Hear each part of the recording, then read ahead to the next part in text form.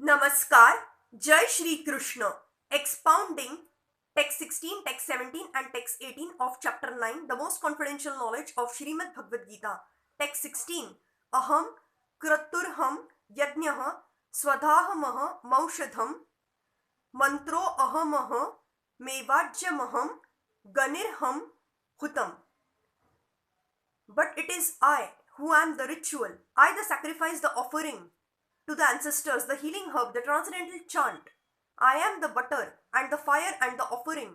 The Vedic sacrifice known as Jyotistom is also Krishna and he is also the Mahayajna mentioned in the Smriti. The oblations offered to the Pitralok or the sacrifice performed to please the Pitralok, considered as a kind of drug in the form of clarified butter, is also Krishna. The mantras chanted in this connection are also Krishna, and many other commodities made with milk products for offering in the sacrifices are also Krishna. The fire is also Krishna because fire is one of the 5 material elements and is therefore claimed as the separated energy of Krishna. In other words, the Vedic sacrifices recommended in the Karma Kanda division of the Vedas are in total also Krishna. Or in other words, those who are engaged in rendering devotional service unto Krishna are to be understood to have performed all the sacrifices recommended in the Vedas. Text 17.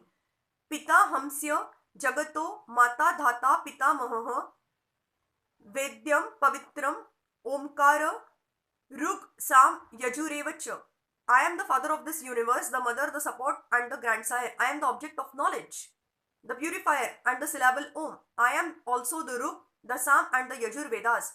The entire cosmic manifestations, moving and non-moving, are manifested by different activities of Krishna's energy.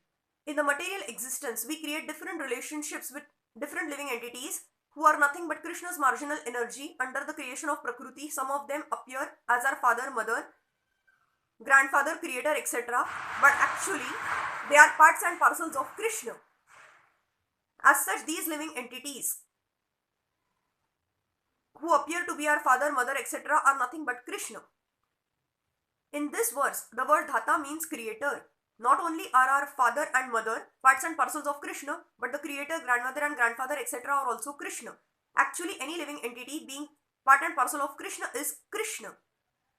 All the Vedas therefore aim only toward Krishna. Whatever we want to know through the Vedas is but a progressive step toward understanding Krishna. The subject matter which helps us purify our constitutional position is especially Krishna. Similarly, the living entity who is inquisitive to understand all Vedic principles is also part and parcel of Krishna and as such is also Krishna. In all the Vedic mantras, the word Om, called Pranava, is the transcendental sound vibration and is also Krishna. And because in all the hymns of the 4 Vedas, Rug, Sam, Yajur and Atharva, the Pranava or Omkara is very prominent, it is understood to be Krishna. Text 18. Gatir Bharta Prabhuha Sakshi Nivasaha Sharanam Surut Prabhavaha Pralayaha Sthanam Nidhanam Bijam Vyayam. I am the goal, the sustainer, the master, the witness, the abode, the refuge, and the most dear friend. I am the creation and the annihilation, the basis of everything, the resting place, and the eternal seed. Gati means the destination where we want to go. But the ultimate goal is Krishna, although people do not know it. One who does not know Krishna is misled, and his so-called progressive march is either partial or hallucinatory. There are many who make as their destination different demigods, or by rigid performance of the strict respective methods, they reach different planets such as Suryalok, Chandralok, Indralok, Maharlok, etc. But all such lokas or planets, being creations of Krishna, are simultaneously Krishna and not Krishna. Such planets being manifestations of Krishna's energy are also Krishna, but actually they serve only as a step forward for realization of Krishna. To approach the different energies of Krishna is to approach Krishna indirectly. One should approach Krishna directly, that will save time and energy. For example, if there is a possibility of going to the top of a building by the help of an elevator, why should one go by the staircase step by step? Everything is resting on Krishna's energy. Therefore, without Krishna's shelter, nothing can exist. Krishna is the supreme ruler because everything belongs to him and everything exists on his energy. Krishna being situated in everyone's heart is the supreme witness. The residences, countries or planets on which we live are also Krishna.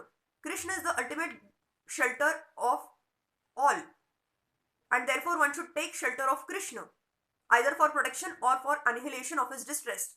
And whenever we have to take protection, we should know that our protection must be a living force. Krishna is the supreme living entity, and since Krishna is the source of our generation or the supreme father, no one can be a better friend than Krishna, nor can anyone be a better well-wisher. Krishna is the original source of creation and the ultimate rest after annihilation.